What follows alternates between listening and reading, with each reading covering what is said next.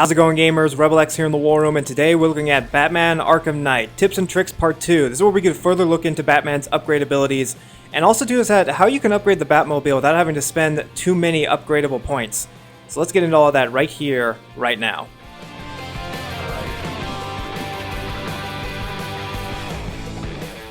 Alright gamers, now let's talk about the Batmobile first. Now the Batmobile is a very powerful vehicle in this game that I recommend you upgrade its armor at least twice in this game, but don't worry about upgrading anything else. The reason why is because the upgrades for the Batmobile, as fun as they are, you don't necessarily need them.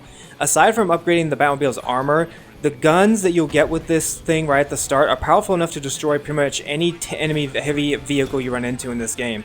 So aside from upgrading the armor, don't worry about upgrading the ability for Batman to launch out of the Batmobile or try to increase the afterburner abilities. As fun as those abilities are to have, do you need them that badly? No, and I'll tell you why. A little further on in the game, you're going to be able to get upgrades from Lucius Fox himself, the other head of Wayne Industries. He will be offering you the chance to get upgrades at any certain points of the game, such as a virus that can implement enemy ticks to fighting along your side, or increased armaments for the Batmobile. These don't cost you any upgrade points, such as, for example, the one I recommend you get first is called the Drone Virus. This thing is awesome. Basically how it works is that once you've gained enough kills and you've allowed you to use a special ability in the Batmobile, if you can see right here, I'm trying to hack into these two tanks. As you see right there, those two tanks just flashed green. They're now fighting along my side. They will fight along your side for a limited amount of time, but they will destroy enemy tanks. So even when you're outnumbered like this and you're outgunned, having that ability on hand, especially at certain segments of the game, really comes in handy. But do you really need a whole lot of upgrades for the Batmobile aside from armor? No, you don't, because of the fact that Lucius Fox will give you the opportunity to get upgrades. So don't worry about wasting a whole lot of points on the Batmobile. Now let's talk about Batman himself. Now, upgrading Batman's combat abilities is all well and good, but the thing is that the counterattack system and the overall gameplay mechanics, it already allows Batman to take on any enemies at any given time. What I recommend, though, for you to get is a second level of the melee armor and also the bulletproof armor. The reason why is because along the story, very soon, you're going to run into guys like this big hulking guy right there. These guys can take a lot of damage and take a while to take down, along with the fact that you'll be running into, obviously, ninjas and other types of assassin characters. Upgrading Batman's armor essentially will allow you to last longer in these fights and give you the opportunity to counterattack a lot of these heavy-set enemies. You will be encountering them very early on in this game, so I do recommend that aside from a couple of upgraded combat moves, you do want to focus on upgrading Batman's armor.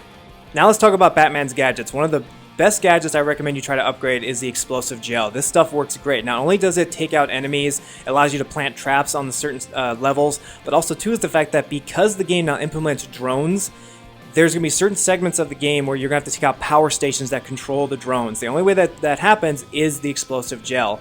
Now, the more powerful the gel is, the more you're able to implement it in certain strategic ways in order to take out these turrets and the power stations. So I do recommend that aside from upgrading the Batarang, get the explosive gel upgrades.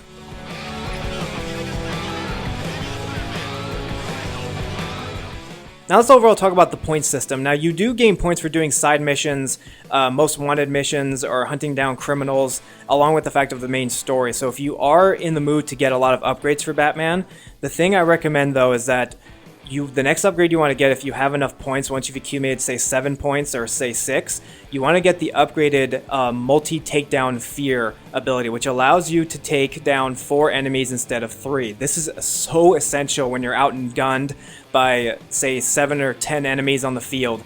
This ability allows you to take them all down simultaneously. And the fear tactic in this game gets upgraded and used so quickly that I literally have found myself taking out 8 enemies.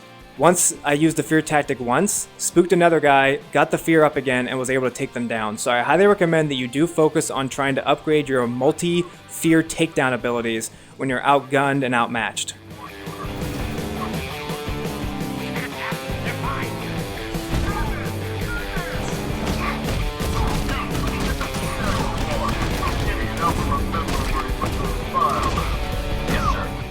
Alright gamers, well that's all the time we have for today here in the War Room for covering Batman Arkham Knight Tips and Tricks Part 2. We got a lot more gameplay tips and tricks vids coming very soon on Batman Arkham Knight, along with other games soon. So keep it here in the War Room. Feel free to subscribe to us if you like what you see. And until then, we'll see you guys next time here in the War Room.